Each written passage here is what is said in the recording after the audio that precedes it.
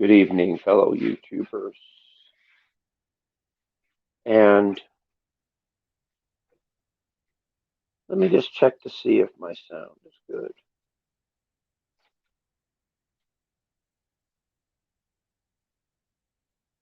Just check the audio. It's all good. Anyway, I hope you guys enjoyed the previous story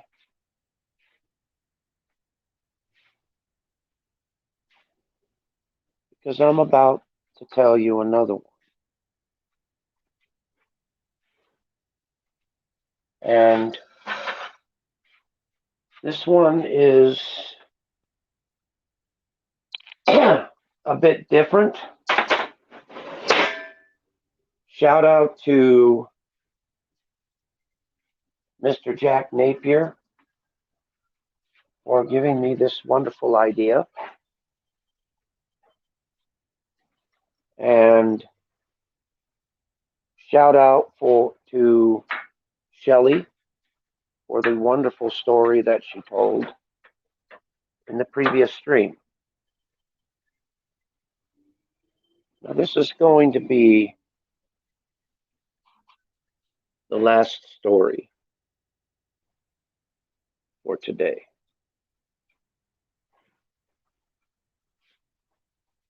Well, this is a story about me and about a crazy thing.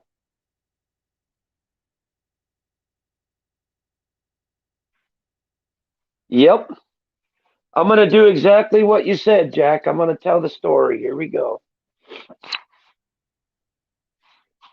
I'm going to tell part of the story about how I ended up here. Now, I only told you part of it yesterday, but I'm going to tell you the rest of it today. And it might be actually shocking to hear. You see, this all started. Okay. This all started in the great day of Halloween.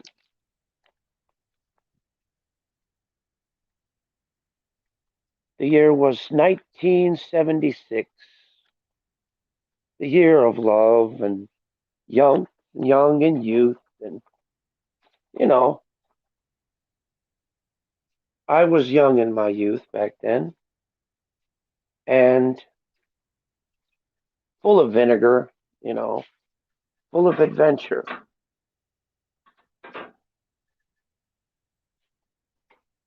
Well, one night I was, trick or treating with my friends. And we were going from house to house, place to place, you know, trick or treating, doing all the things that kids back in those days would do. Well,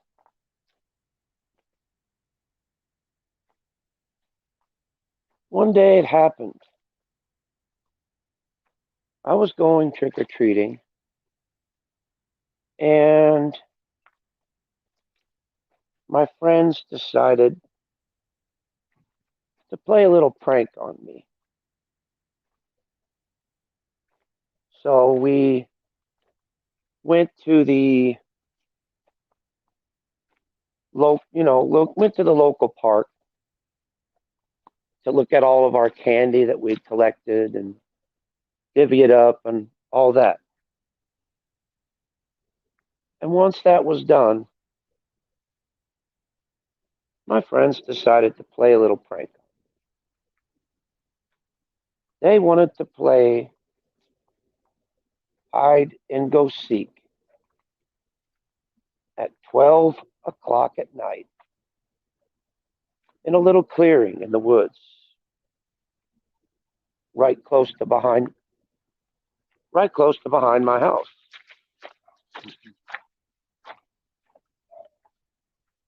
And so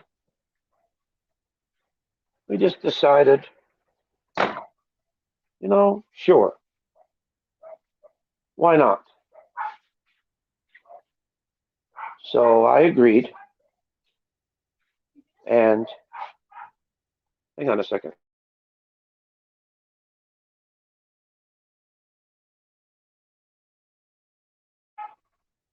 But anyway,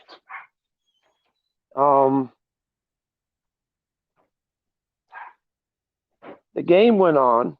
We all hid in our, you know, hid in our spaces, and I was the one chosen to be the seeker. So I'm all looking around for my friends, and there was three of us. Well, the two of them got together and said, "Let's ditch him." Yep, let's ditch him. So, not knowing what the prank that they've done, I was left there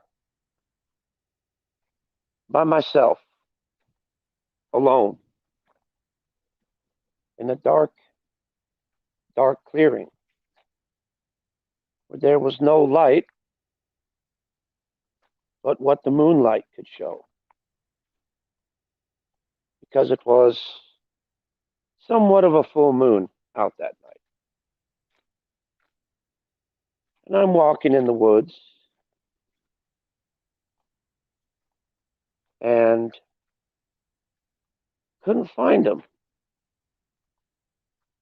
So I started calling out their names and saying, "So and so, I know you're around here somewhere." And then I heard a twig break back behind me. I thought it was, one of my friends. So I called his name. Said, "Come on, Tom, come out of the woods. I see you there. Come on." Got no answer. Then I heard another twig break to the right of me.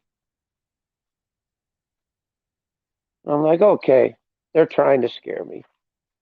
So, out of braveness, I said, "I know you guys are trying to scare me and it's not going to work.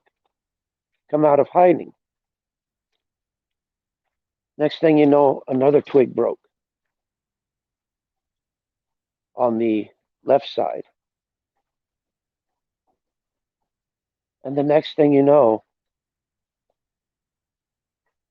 a twig broke in front of me. And I see a dark mass of a creature standing right in front of me. And I was going to turn and run, and another creature was on the right side of me. And then another creature was on the left side of me. And then another one was in the back. I was surrounded. And me, frozen in fear. I couldn't scream. I couldn't holler. I could do nothing but stand there as the creatures were looking at me with hungry eyes. And one of the creatures approaches me.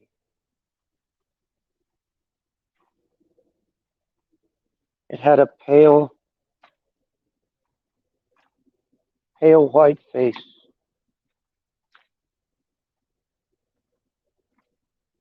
And it looked like it had tattered clothes and really like old looking body. One of them approached me, and the other one approached me. And they approached me from all sides, saying nothing and slowly closing in. And one of them lunged at me, and I dodged it. And the other one lunged at me, and I dodged it. Well, the one in back of me lunged at me and sank its teeth in my shoulder blade. And I screamed.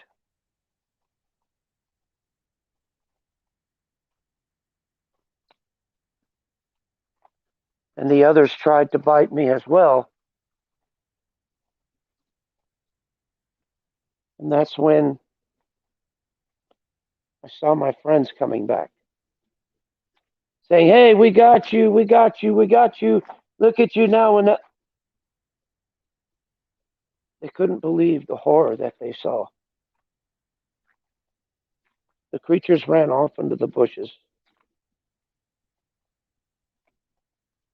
But I was laying there, blood all over, with a blood soaked shirt and an open wound upon my neck. So immediately they took me as far as they could, and emergency services were called, and I was tended to. Well, the next day, I woke up and my wounds were healed over as if nothing had happened. The only thing that was left was the tattered, bloody shirt that I had on that Halloween night.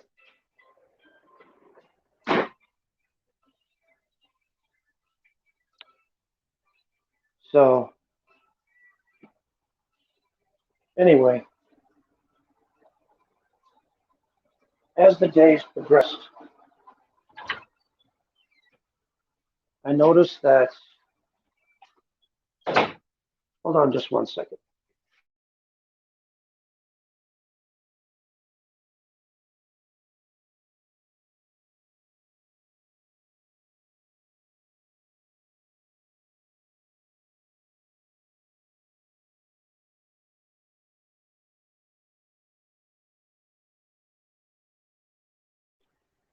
Anyway, I noticed that as the days progressed, my senses started getting more and more in tune. My sense of hearing was getting sharper. My sense of movement was getting faster. And I noticed that my physical strength and other features were steadily improving.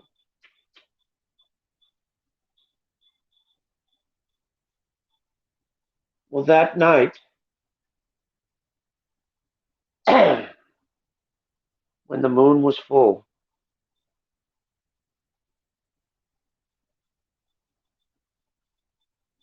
that night when the moon was full, I had a terrible, terrible gut wrenching hunger that I'd never, ever felt before. It was a deep, deep hunger.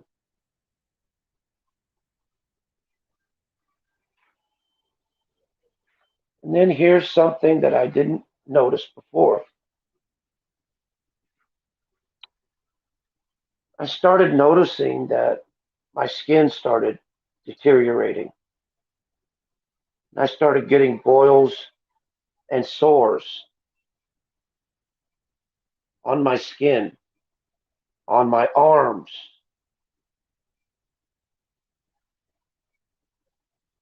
and on my face.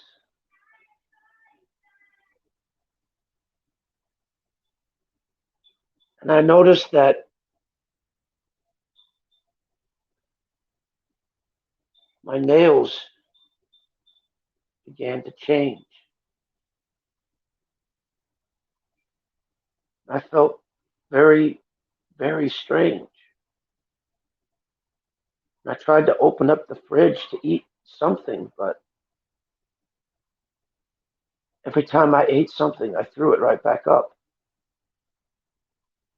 It was like no hope for me at all.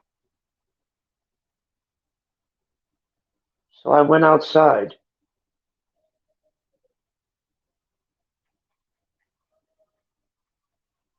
and that's when I came across my very first victim. And that was the one I explained earlier.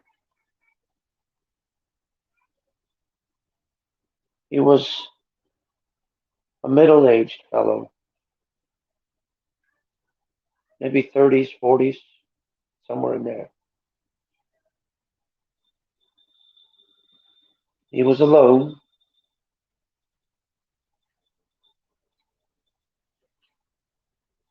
and I decided to follow him.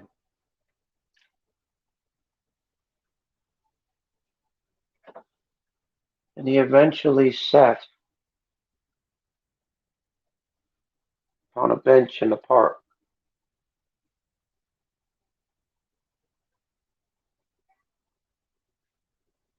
And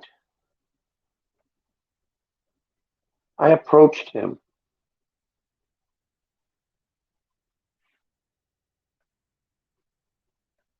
And in the midst of approaching him, I fell to the ground flat.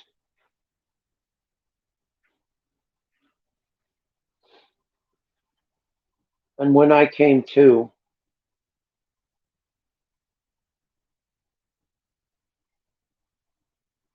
I looked at that man again, and all I saw was a twisted, distorted corpse.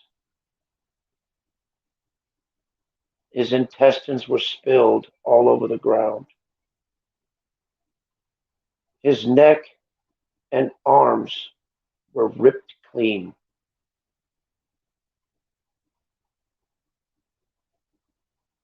and his blood was completely drained.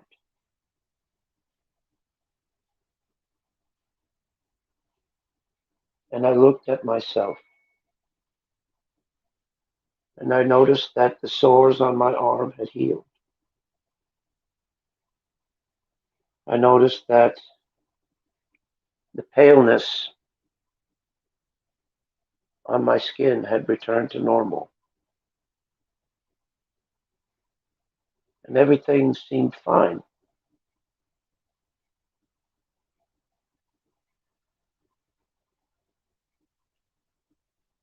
So I went home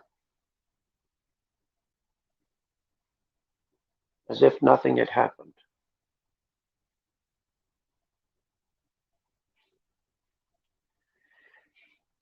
And so eventually I went to flip on the news later on that day. And the news story was about that man that mysteriously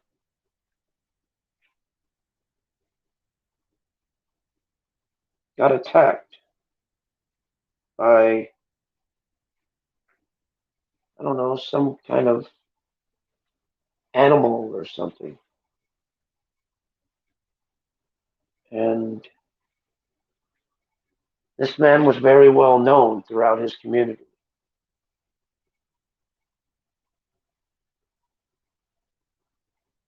And then that's when a reward was offered.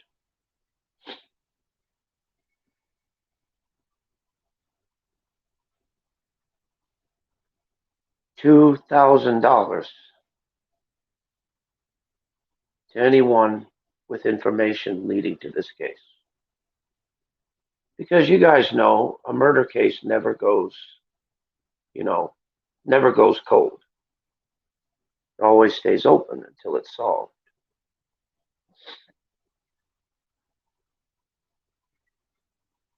So anyway, later on that night, the next night, came and went. Then there was a night of the full moon once again. And this time the same things happened. My skin started having boils and sores.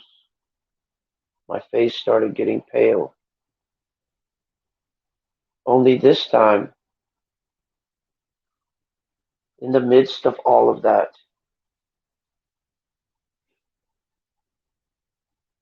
I fell down and I blacked out once again.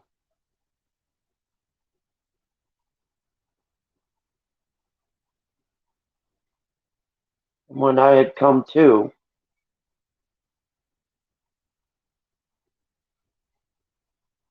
I wound up here in a prison cell, locked away, wondering what I had done to put myself in here.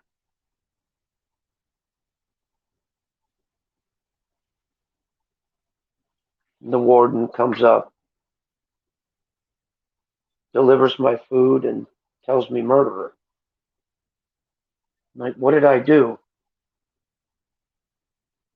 What have I done to be in this mess?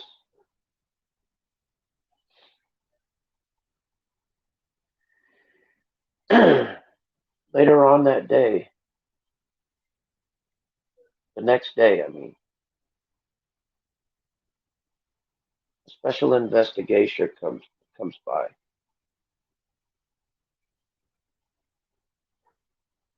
And shows me the most gruesome pictures that I had ever in my life seen. And I told him I didn't do it. I didn't do that. He says, yes, you did. We have an eyewitness that saw you doing it. We put you in here because you are deemed dangerous. You are deemed dangerous to public society. And we put you away for their own protection.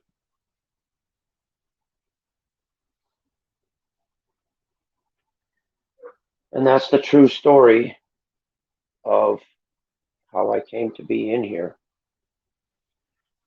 The only thing I can remember is my neck gets really sore sometimes, and sometimes I can't control myself.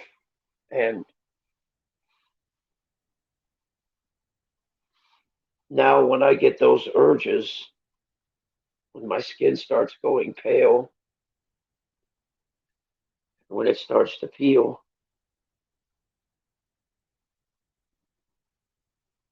and when I black out,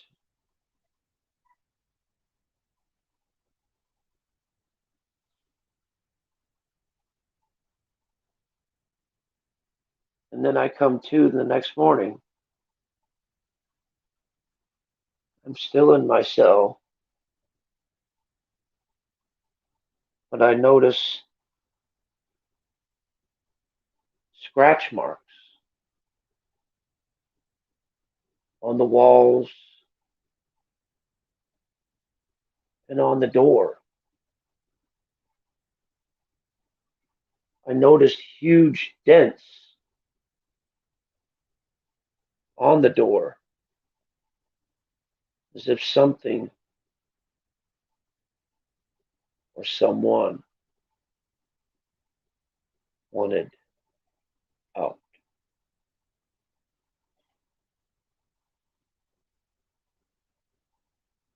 And there you go, guys. That's my last story for the evening. I hope you guys enjoyed it. Don't forget to like, subscribe, favorite, and all that crap. And I will see you on another great episode of Stories from a Prison Cell. Take care. Much love to everybody. Peace. And thank you, Jack. I hope you enjoyed it, buddy. I tried my best. The moral of the story on this one is plain and simple.